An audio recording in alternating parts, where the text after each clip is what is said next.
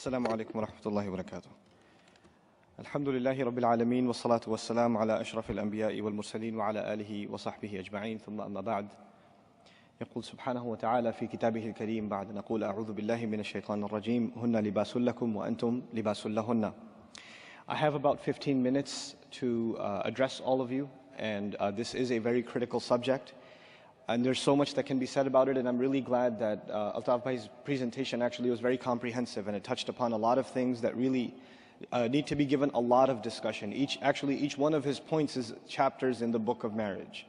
And really it should be taken very, very seriously.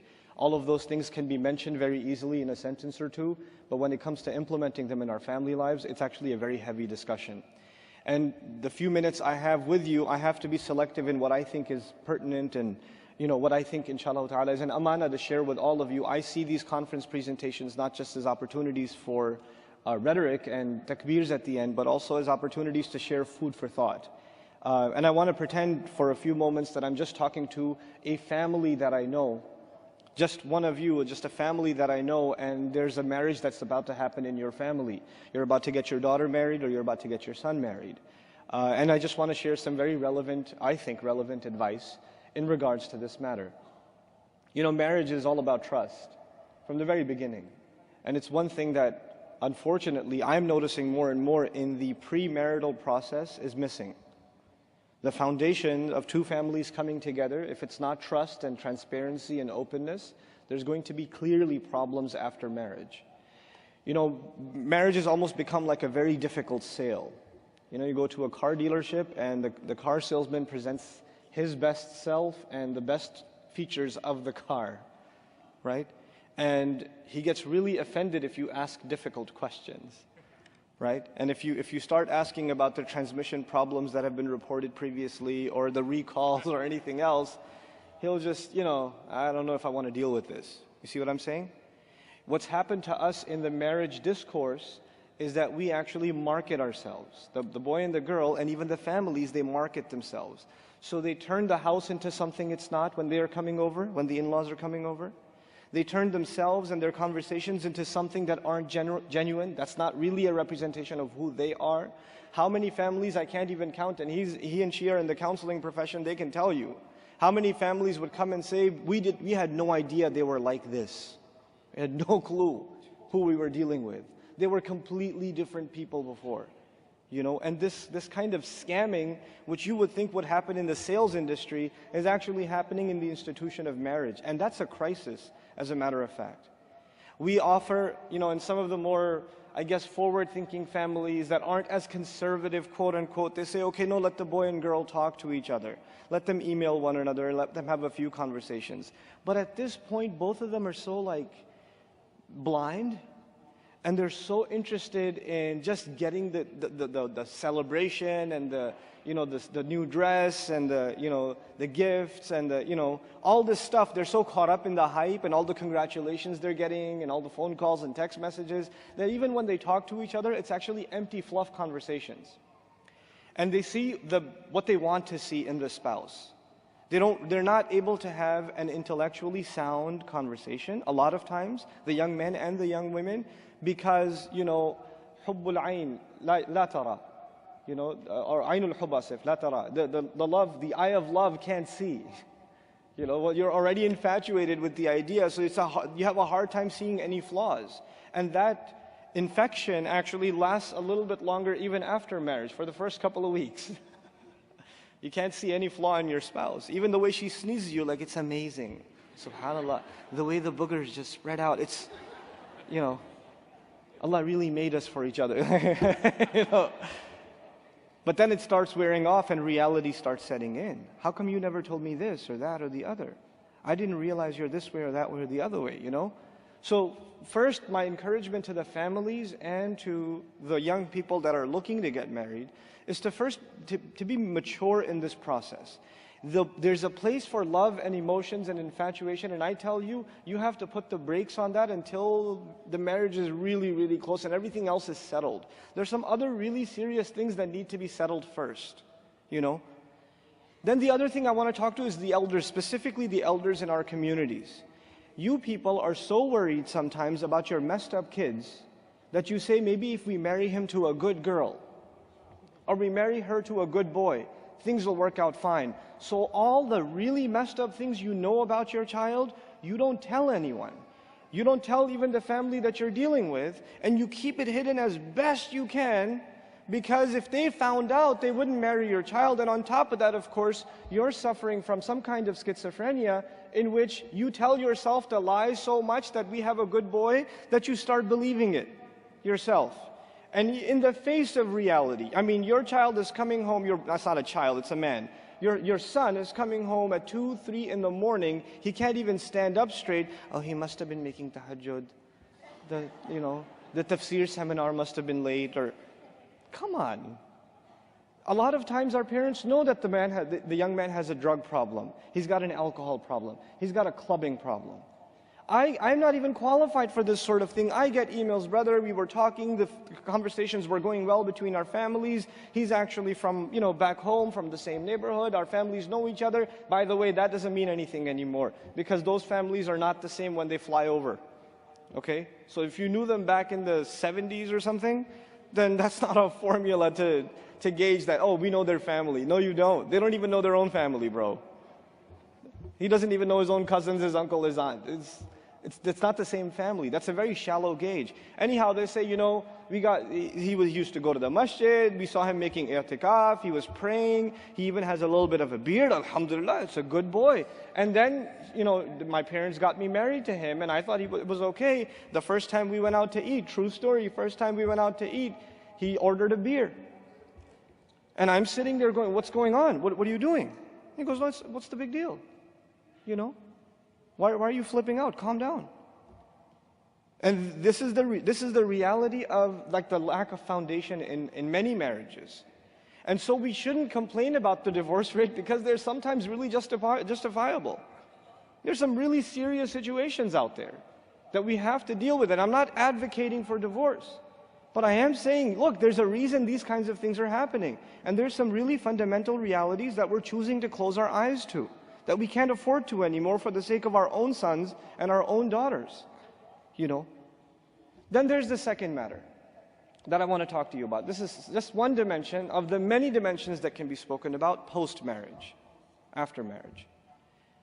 And this problem starts before and it permeates after. We're living in a society in which the standards of haya, the standards of shame, holding yourself back, regard, some kind of reservation between yourself and the opposite gender. Those standards are dropping. I'm not complaining about the kuffar. I'm talking about the Muslim community. In our homes, by the way, license plate number GQ, no, I'm kidding. In our homes and in our lifestyles now, our social interactions have become very permissive, even within the semi-religious, semi-conservative circles. We've got a couple of extremes. On the one hand, we have some families in our community, and we get all colors of the spectrum in America, right? So we get some families that are so incredibly conservative that women are actually evil. So if you see them anywhere near the masjid, astaghfirullah al-azim, and you might get into a car accident in the parking lot because you're trying to get away from shaitan. I mean the sister. There's that extreme, And then there's the other extreme where it's all good in the hood and you're socializing like it's your own brother. It's not your brother. It's the husband of your friend. It's not someone you should just be chit-chatting with unnecessarily, So there is actually a line in the middle that needs to be respected. And if we don't respect it, you know what happens? When we have a lot of interaction, of course, social gatherings, things like iftars and dinners and things like that, and we get together with other families and young couples get together and there's a potluck and things like that. In these kinds of gatherings, I want you to understand one of the fundamental, central, pivotal surahs in the Quran about marriage is Surah An-Nur, right? It's one of the pivotal surahs about marriage. And in this surah, it seems at first glance it deals with too many varied topics. Like it starts with people who violate the sanctity of marriage, the zani. It starts with them, the fornicator, the adulterer, right? It talks also deals with the scandal that was started about the marriage of the Prophet sallallahu alaihi wasallam. Also subject matter to, the accusation made against Aisha radiallahu anha. also a matter dealing with marriage. It also deals with some rules that should be observed inside the house. For instance, those of you who believe, لا تدخلوا بيوتا غير بيوتكم حتى تستأذنوا تستأنسوا. Don't enter your homes that aren't yours until you make yourself known. In other words, let them prepare. Let the women cover themselves, or take caution that a ghayr mahram man is coming in. There needs to be some adjustments made when a stranger is about to come into the home, so watch out. I mean, those kinds, they say in Arabic, I repeat this a lot of times, إِنَّ النَّبِيبَ مِنَ الْإِشَارَةِ يَفْهَمْ. In Urdu we say, أَقَل man ke liye ishara kafi hai. Right? When Allah is saying, make yourself known before you come into somebody's house, it's to allow the family to adjust themselves. But you know what? There's no adjustment anymore. It's all good. And the very next ayat are about lowering your gaze. That's incredible. Lowering your gaze where? In the original context of the surah, where? In the house. Yes, you should lower your gaze when you're walking in the mall. You should lower your glance because you're going to see inappropriate things. Especially husbands, watch out, lower your eyes. Especially husbands. Shaitan will want you to be uninterested in your wife. That's what he wants you to be. And he wants you to, compare her to whatever you see on the street or whatever you see anywhere else. Lower your eyes. But you know what? More important than all of those virtual kinds of pleasures that people are pursuing, more important than all of that, the people you're interacting with on a regular basis, you're going to see them over and over and over again, particularly in those cases, lower your eyes. It's really disturbing. I've even heard husbands talk about how well somebody else's wife was dressed. I mean, that's disgusting for a Muslim community. It's violating the sanctity of marriage, even in certain, what we would consider not criminal behaviors. Well, it's not haram to sit and have dinner together, is it? It's not. I'm not saying it is, but I am saying it does have psychological consequences. It does have social consequences. And what's really one of the most remarkable things to me personally in this surah, Surah An-Nur, specifically Surah An-Nur, is right after this conversation about certain rules around the house, even certain rules about whether your children can come into the bedroom or not, and when they can and when they can't, and the fact that they should ask permission. How many of you, and myself even, have set the rules like that in the house? Beta, when you come into my room, knock first. Ask if you can come in. Don't just knock and walk in. That's the other thing, right? I knocked. Knock and ask permission and then walk in. And there are certain hours even Allah set in the ayat. There are certain ayat where they should do that, and certain ayat it's fine, it's open door policy. I know my time's up. Okay, 1 minute, cool. I thought I was up. So those rules have been set in place, and then in this same surah, Allah Azza wa Jal talks about the ayat of Nur, the light in the heart. The light in the heart. This is the same surah that talks about khimar, the covering of the woman. But everything else seems to be related to marriage and guarding haya, and all of a sudden there's a conversation about the deepest elements of spirituality, probably the most profound passage in the Quran on spirituality in this same surah. Why? Because we're being taught, look, observing these things will help your spirituality, and violating these things will hurt your spirituality. The light in your heart will be hurt, will be damaged if you don't address these things. They have direct consequences. These are the few things. I mean, again, 15 minutes is very little time. I don't even think I should give longer speeches than 15 minutes because I'm in the teaching profession and I have respect for something called attention span, which Muslims, alhamdulillah, face extra special problems with. But, because we're used to on a weekly basis. We attend a convention every week. It's called Jumu'ah prayer.